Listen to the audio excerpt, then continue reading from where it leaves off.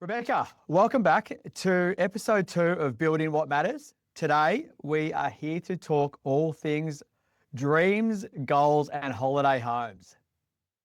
We're talking top of the pyramid of healthy eating today, aren't we? This is absolutely at the top of the pyramid. This is your sometimes foods, not your everyday foods. Do people actually want a holiday home or do they just want a holiday?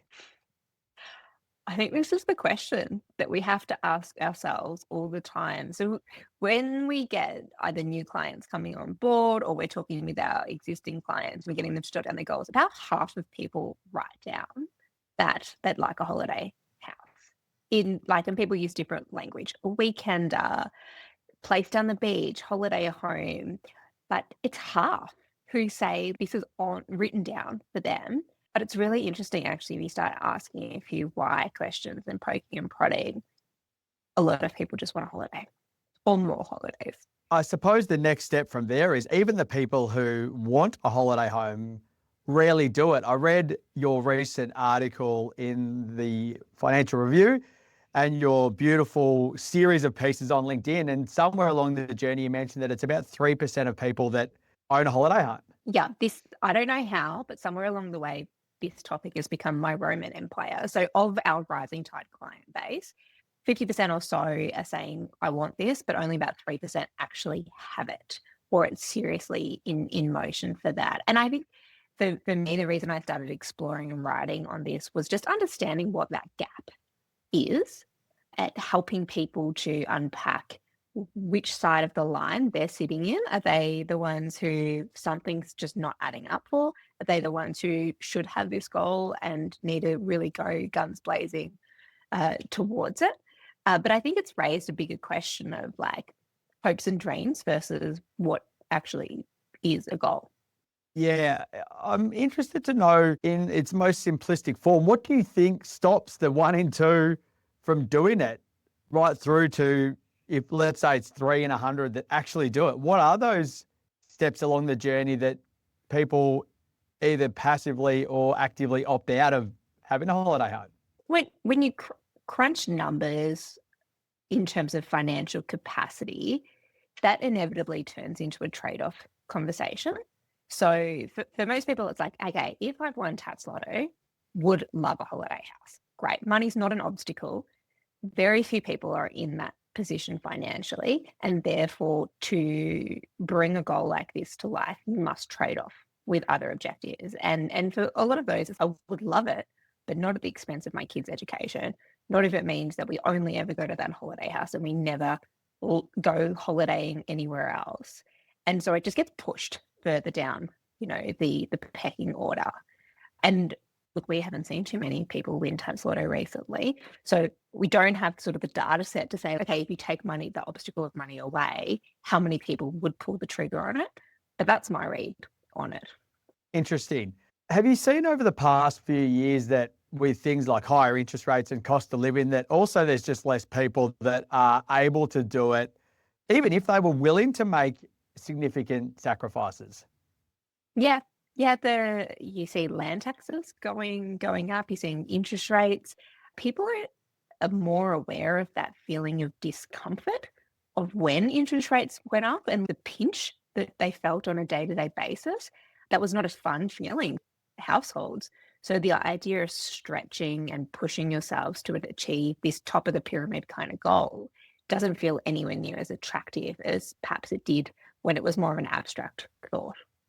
Yeah, and I assume that there's a lot of people that when they're thinking about things as glass half full as they can, Airbnb plays a really significant part, but you've done a fair bit of work in this area. Tell us what your take on it is and what they should really be thinking about and expecting. How long do we have, Matt? This is such an interesting one. It is one of the biggest responses when you start looking at the numbers of how you make this work is I'll Airbnb it. And there's a number of bits that kind of sit behind that, which I think have just been gently unpicking the practicalities of what that looks like in real life. So I'm going to keep it Victorian focus for a lot of our clients for a sec. We have short stay levy of 7.5%, which makes Airbnb more expensive for consumers. Less people are doing it now than a couple of years ago. We have changes in ATO ruling that launched a couple of weeks ago, which said we're going to put a really clear framework around what you can and cannot claim as a tax deduction against that property in an area that has previously just been like, grey area, YOLO it. It is now crisp. And the ATO, which they don't do very often, have very kindly said, we are looking at this. We've given you guidelines. Don't muck with us. You then put that on top of the federal budget update, which means negative gearing is not allowed if you're going to go purchase a new property. It's like this goal, which is, again, top of the pyramid, has actually just been like picked at and picked at and picked at and picked at financially. That just makes it more expensive for a number of reasons, or less lucrative to offset the holding costs if you're talking about the Airbnb revenue. And it's just made it harder and harder and harder. So for those people who might have been sitting on the fence of being like, this is a really nice one to have, if it's not too much of an imposition on my other goals, well, now it is an imposition on your other goals. And they're like, yeah, nah, not for me, thanks. I would rather go to Bali and go to Europe every 2 or 3 years than have this asset, this obligation. And the final piece of the puzzle, I think, is the will we actually go? And I think about the decisions that you and Eric have made versus what a lot of other people do and not proceed with the family home and choose to rent somewhere closer to work and closer to their more lifestyle that young children lead themselves to. But when you overlay school, sport, family, work commitments on top of the things you just said, it's probably becoming less and less likely that people will do it unless they've spent significant time going through the process like you guys did to work out that it is absolutely A-grade important for us. Yeah, I think understanding it as a lifestyle decision is really useful. And I know you've been looking at this in years gone past as well, around you draw your little map, your little radius or circumference, whichever the maths one is, from where you live and go, I'm happy to drive 2 hours. As long as it's within that net, I think I'm giving myself a reasonable opportunity to go. But then you have kids' sports and birthday parties and this and that and the other thing. And I think you do need to make a serious commitment around what you want your life to look like to make it worthwhile, versus just putting more financial resources to more adventures in other ways. You touched on a point there for Mr. P and I, which for our family, we've made the trade-off of, at least for a period, renting in Melbourne so that we could do the big holiday house and keep it affordable. I think it's a really interesting conversation. Like, how often do we talk to clients who are just wanting to push the envelope on borrowing capacity and the scale or the grandeur of what their main residence in Melbourne looks like? I think that's actually quite an easy lever if you really wanted a holiday house to pull to create capacity. But when push comes to shove, most people won't do it because they want more comfort on a day-to-day basis, understandably. They want more security or certainty, more space where they're living.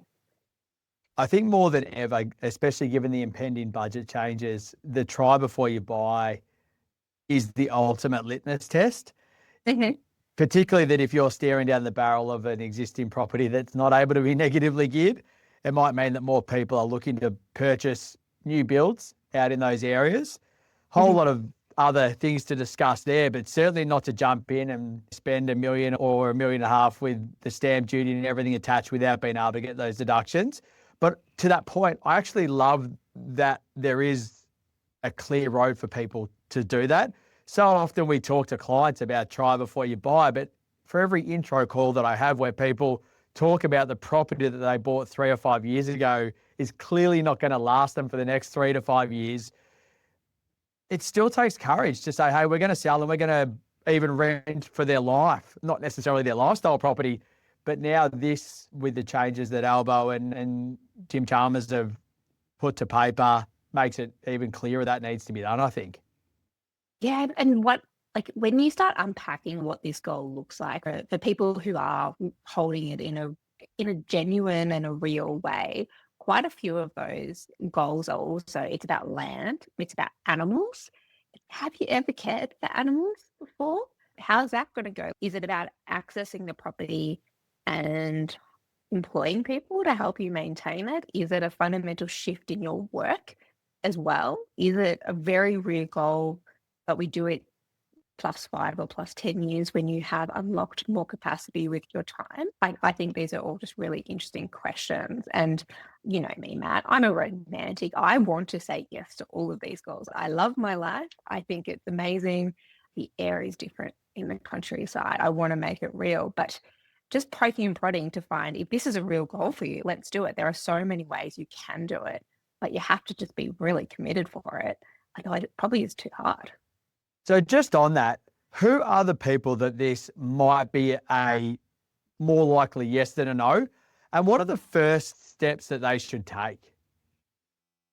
If you have achieved or are well and truly on track to achieve all of your basic and your comfortable standard of living goals, you have earned the right to think about those dream goals, those aspirational goals, because you have the capacity, certainly the case. That might be because you perhaps had steady uplift in your income. It may be because you've inherited money or you've had a windfall, whatever reason. That's certainly the case. For people who go, this is a lifestyle shift that we want to build our family around, then that really unlocks capacity as well, because you say, I'm open-minded, I'm creative on how we get there, but this is an important part of how we want to raise our children or what we want the shape of our lives to look like. I see them as the two key groups. Other people may in time find themselves in one of those two camps, but they might just be in the season of just thinking fondly about this goal more so than really exploring it. And so we need to help facilitate a conversation where some of the more qualitative stuff is discussed. And if it's still a maybe, then we work towards the numbers. Because I'm thinking about a lot of people where it might be a yes for. And as an example, someone that might have equity in their home, that equity is less available than it used to be with increased cost of living and interest rates. But it may well be that part of the strategy is to sell the suburban home and use that equity to smash that goal. But once again, that's not something we would absolutely recommend doing until you're 110% clear that's the lifestyle that you and your family want to attack. Yeah, absolutely. Because there are so many other options. If you think about the holding costs, for example, of a property, of even like modest proportions, let alone like a really bougie place, if you convert that back to an annual or a monthly cost, if you redirect some of that money into an increased travel budget, you've got a huge opportunity to, as you said, try before you buy. Let's just keep going back to Anglesey for once a month and twice a month for the next 6 months. Are we still on board with it? Let's put more into going perhaps to that local trip as well as a couple of international trips. Let's get creative to think about what it is that you're actually trying to achieve and test the theory. I like that. Actually putting things into action physically as well as mentally and emotionally, because it's more often than not that goals fall down due to lack of continuity and commitment and behaviours rather than through lack of wanting to do it. Hey, Beck, is it fair to say that the dream is really the dream for people? Yeah. Yeah, look, Australians love talking about property, and a holiday home is the absolute chocolate eclair of property purchases. Sometimes it's just fun to talk about, and maybe that's okay. It doesn't have to be a goal. It can be just a dream. Let's clear something up. Apple cake rather than an eclair, but tomato, I suppose. Hey, Beck, thanks for joining me on another episode of Building What Matters. For those watching, if you want to lock in an intro call, head to our website, click the schedule a call button, and you'll be on the phone with either myself, Rebecca, or Sam to talk more about these types of things.